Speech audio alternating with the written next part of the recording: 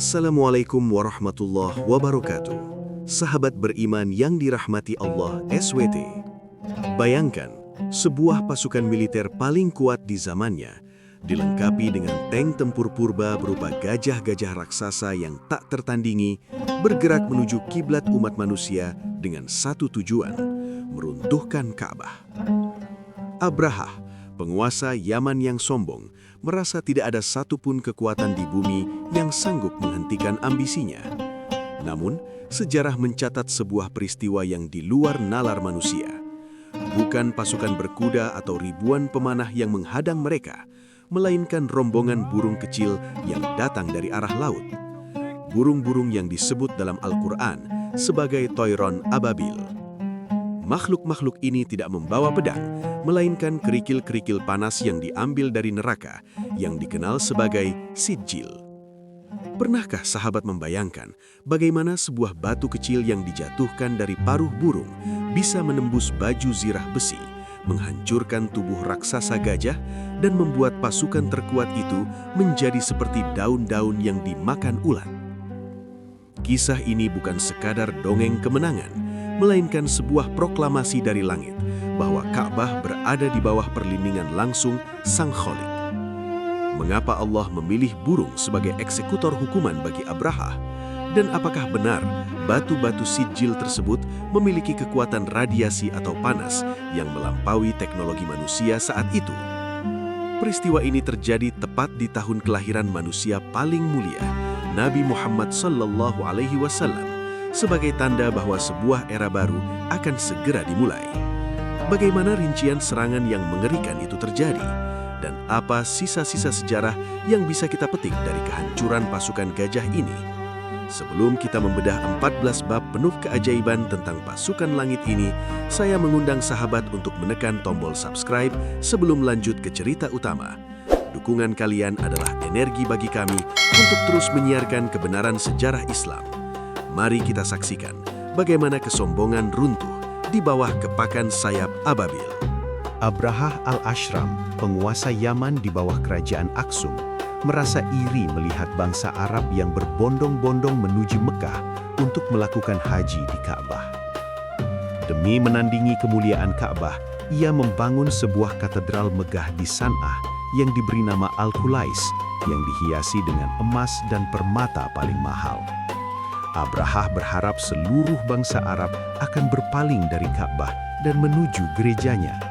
Namun harapannya pupus karena Ka'bah tetap menjadi magnet spiritual yang tak tergantikan. Kemarahan Abrahah memuncak ketika seorang pria dari suku Arab datang ke Al-Khulais dan melakukan tindakan penghinaan di dalamnya sebagai bentuk protes. Kejadian ini menjadi alasan sempurna bagi Abrahah untuk memobilisasi pasukan besar guna menghancurkan Ka'bah secara permanen. Ia ingin menunjukkan bahwa kekuatan militer dan kemegahan bangunannya bisa menghapus sejarah panjang rumah Allah tersebut dari muka bumi, sebuah kesombongan yang menjadi awal dari kejatuhannya sendiri. Abrahah menyiapkan pasukan yang belum pernah dilihat sebelumnya oleh bangsa Arab, terdiri dari ribuan tentara berpengalaman dan belasan gajah perang raksasa. Gajah utama yang ia kendarai bernama Mahmud, seekor gajah yang sangat besar dan terlatih untuk merobohkan bangunan. Bagi bangsa Arab yang saat itu tidak memiliki pasukan militer formal yang kuat, melihat pasukan gajah adalah sebuah teror psikologis yang sangat luar biasa dahsyatnya. Kehadiran gajah-gajah ini melambangkan kekuatan absolut yang tak tertandingi di darat, seolah-olah kemenangan sudah berada di tangan Abrahah sebelum peperangan dimulai. Abrahah sangat percaya diri bahwa tembok Ka'bah yang hanya terbuat dari batu biasa tidak akan sanggup menahan gempuran gajah-gajahnya. Namun ia lupa bahwa ia bukan sedang berhadapan dengan bangsa Arab semata, melainkan ia sedang menantang sang pemilik rumah tersebut yang memegang kendali atas seluruh makhluk di alam semesta. Ketika pasukan Abrahah sampai di pinggiran Mekah, mereka merampas unta-unta milik penduduk, termasuk 200 unta milik Abdul Muthalib, kakek Nabi Muhammad SAW. Abdul Muthalib mendatangi Abrahah bukan untuk memohon agar Ka'bah tidak dihancurkan, melainkan hanya untuk meminta unta-untanya kembali. Abraha pun heran, mengapa pemimpin Quraisy itu lebih mementingkan unta daripada rumah ibadahnya yang terancam rata dengan tanah. Jawaban Abdul Muthalib sangat melegenda. Aku adalah pemilik unta-unta itu, sedangkan Ka'bah memiliki pemiliknya sendiri yang akan melindunginya. Kalimat ini menunjukkan tingkat tawakal yang sangat tinggi. Beliau menyadari bahwa kekuatan manusia tidak akan sanggup melawan pasukan gajah, maka ia menyerahkan perlindungan Ka'bah sepenuhnya kepada Allah SWT. Inilah momen di mana manusia angkat tangan agar Allah menunjukkan kekuasaannya melalui jalan yang tak terduga. Saat Abraham memerintahkan pasukannya untuk memasuki Mekah dan mulai merobohkan Ka'bah, sebuah kejadian aneh terjadi pada gajah utamanya, Mahmud. Gajah raksasa itu tiba-tiba berlutut dan menolak untuk bergerak maju ke arah Ka'bah, meskipun para pawangnya memukul dan menyakitinya dengan besi panas. Anehnya, jika gajah itu dihadapkan ke arah Yaman atau arah lain, ia akan segera berdiri dan berlari dengan kencang. Kejadian ini merupakan tanda awal dari Allah bahwa alam semesta pun menolak untuk tunduk pada perintah yang bertujuan menghancurkan rumahnya. Binatang yang tidak memiliki akal pun seolah-olah merasakan keagungan wilayah haram tersebut dan memilih untuk disiksa daripada harus melangkah menghancurkan Ka'bah.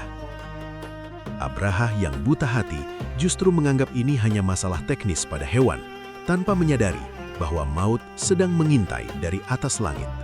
Di tengah kegaduhan pasukan Abraha yang mencoba memaksa gajah mereka bergerak, tiba-tiba ufuk langit dari arah laut berubah menjadi gelap. Ribuan burung muncul dalam kelompok-kelompok yang sangat teratur, terbang memenuhi angkasa Mekah hingga menutupi cahaya matahari. Burung-burung ini tidak seperti burung yang biasa dilihat oleh penduduk Mekah. Mereka kecil, lincah, dan bergerak dengan formasi militer yang sangat presisi. Dalam Al-Quran, mereka disebut ababil, yang berarti burung yang datang berbondong-bondong atau berkelompok-kelompok. Kedatangan mereka yang sangat tiba-tiba dan dalam jumlah yang masif menciptakan suasana mencekam bagi pasukan Abraha. Burung-burung ini adalah angkatan udara ilahi yang dikirim khusus untuk menjalankan eksekusi terhadap musuh-musuh Allah yang telah melampaui batas kesombongan mereka di muka bumi. Masing-masing burung ababil membawa 3 butir kerikil, 1 di paruhnya dan 2 di cakar-cakarnya. Batu ini bukan sembarang batu yang ada di bumi, melainkan batu yang disebut sijil, yang berasal dari tanah yang terbakar, atau menurut banyak tafsir diambil dari api neraka. Batu-batu kecil ini memiliki massa dan energi panas yang sangat terkonsentrasi, siap dilepaskan untuk menghancurkan apapun yang mengenainya. Meskipun ukurannya hanya sebesar kacang atau kerikil kecil, setiap batu telah tertuliskan nama target yang akan dihancurkan. Teknologi langit ini menunjukkan bahwa Allah tidak memerlukan senjata besar untuk menghancurkan musuhnya. Cukup dengan partikel kecil, namun memiliki kekuatan destruktif yang dahsyat. Pasukan Abraha tidak menyadari bahwa butiran-butiran kecil di atas kepala mereka adalah bom presisi yang akan segera mengakhiri kesombongan mereka. Begitu burung-burung itu sampai tepat di atas kepala pasukan gajah, mereka melepaskan batu-batu sijil tersebut secara serentak. Kejadian selanjutnya adalah pembantaian massal yang mengerikan. Setiap batu yang jatuh mengenai tentara Abraha langsung menembus helm besi, kepala, hingga tubuh mereka dan menembus ke perut gajah yang mereka tunggangi. Tidak ada perisai atau baju zirah yang sanggup menahan laju kerikil panas tersebut. Al-Quran menggambarkan kondisi mereka seperti daun-daun yang dimakan ulat.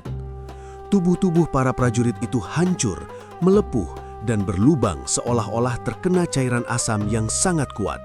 Suasana di lembah Muhasir berubah menjadi neraka di dunia. Teriakan kesakitan prajurit dan lenguhan gajah yang sekarat memenuhi udara.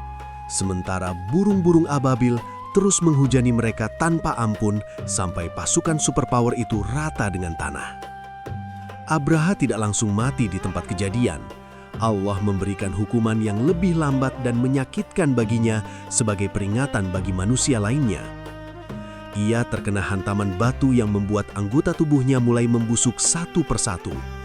Jari-jarinya lepas, kulitnya mengelupas, dan dadanya terbelah hingga jantungnya terlihat. Namun ia tetap dipaksa bertahan hidup dalam penderitaan yang tak terbayangkan selama perjalanan pulang ke Yaman.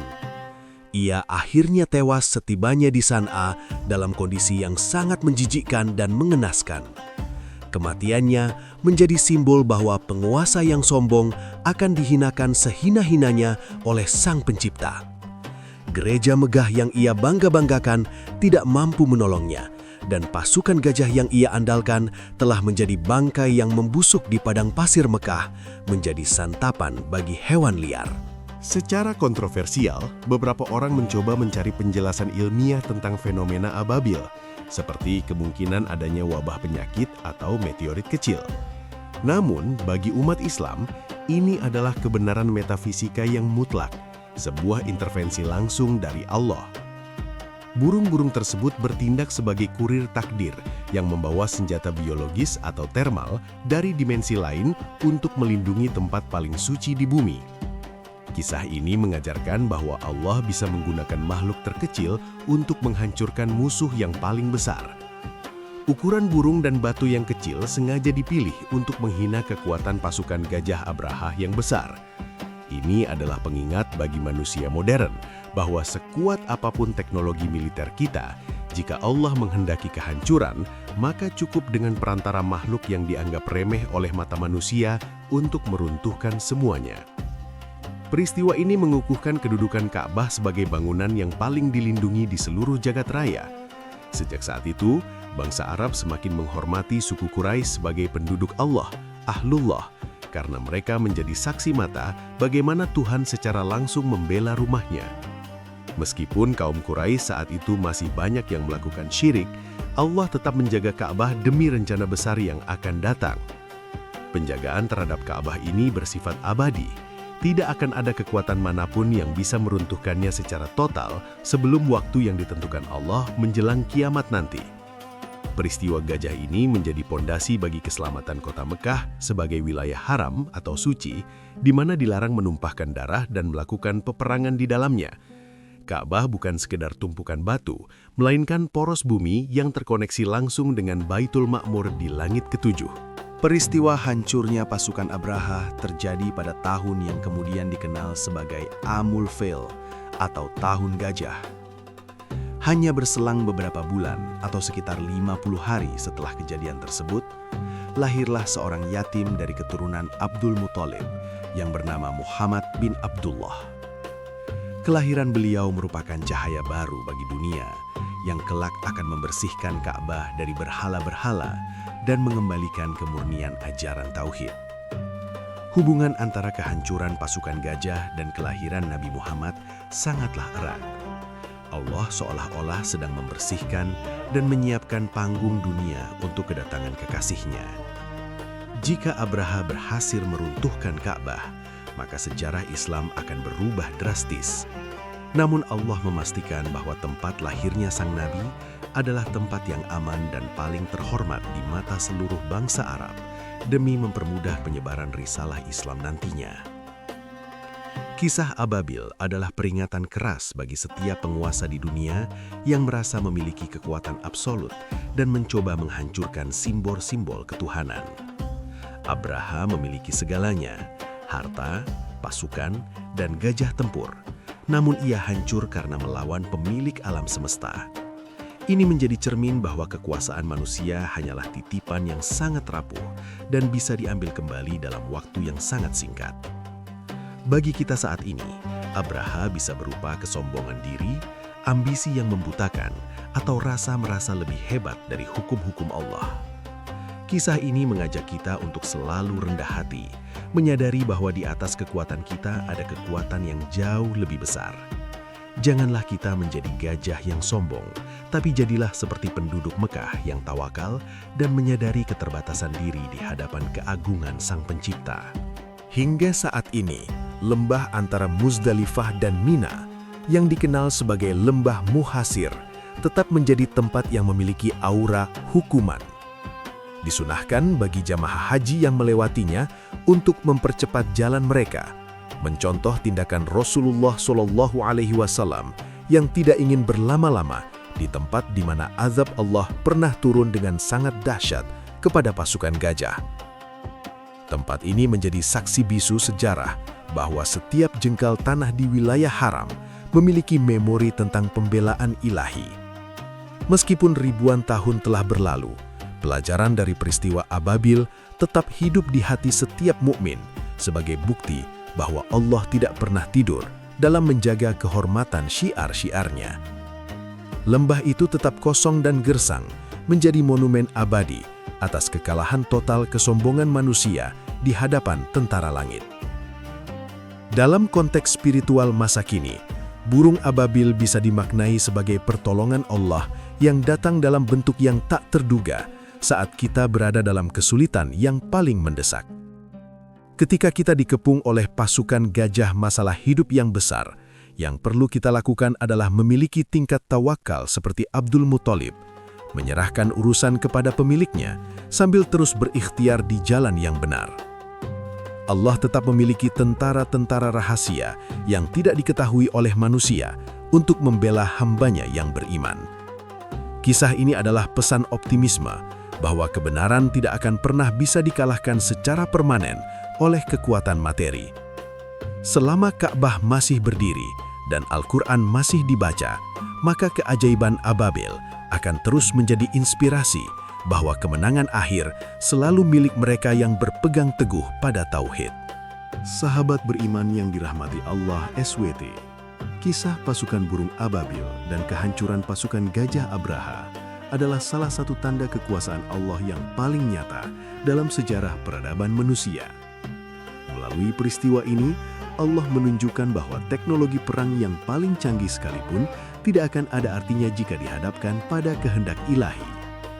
Kita belajar bahwa perlindungan Allah tidak selalu datang dalam bentuk yang masuk akal bagi logika manusia.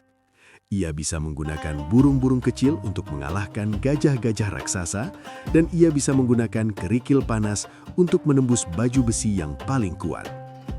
Kisah ini adalah pengingat abadi bahwa kesombongan adalah pintu menuju kehancuran yang sangat hina. Abraha yang awalnya merasa paling berkuasa di seluruh Yaman dan semenanjung Arab, berakhir dengan tubuh yang membusuk seperti daun yang dimakan ulat. Janganlah kita pernah merasa besar dengan apa yang kita miliki, karena dalam sekejap Allah sanggup mengirimkan ababil-ababil masalah untuk meruntuhkan istana kesombongan kita. Peristiwa Tahun Gajah ini juga menjadi pembuka jalan bagi kemunculan Mentari Hidayah, yakni Rasulullah Muhammad SAW. Allah menjamin keamanan kota Mekah agar lingkungan tersebut kondusif bagi pertumbuhan sang Nabi yang akan membawa risalah Islam ke seluruh dunia.